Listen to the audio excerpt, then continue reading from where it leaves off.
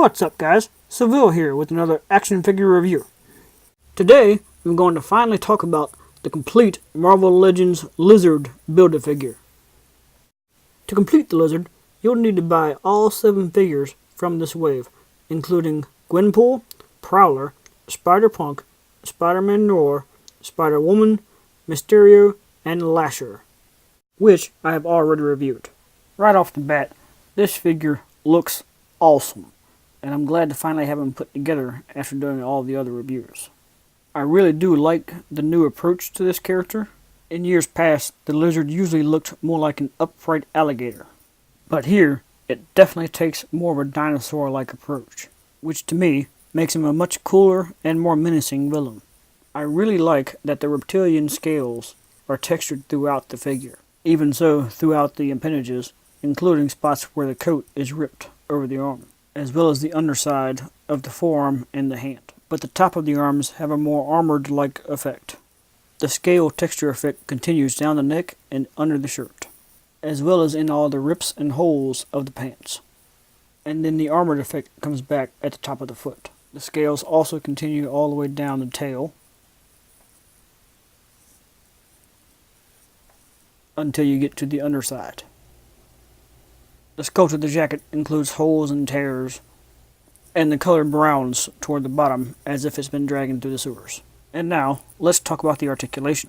The neck can twist side to side, like so, and the head can raise up like this, plus the jaw has a separate joint to open like this. He does have a torso joint, which allows him to lean really far over like this, and his waist turns as well. His shoulders do have the full rotation, as well as the outward movement. He does have the double elbow joints, but the bulkiness doesn't allow it to move much past 90 degrees. The wrists, though, do have full rotation, and can move up and down about halfway. The legs do have the usual joints at the hips, thigh, and the double knee, plus the ankle, but they're somewhat restricted. They don't move as well as most Marvel Legends. For example, the knee really only moves a little bit, like so, even though it does have the double joint.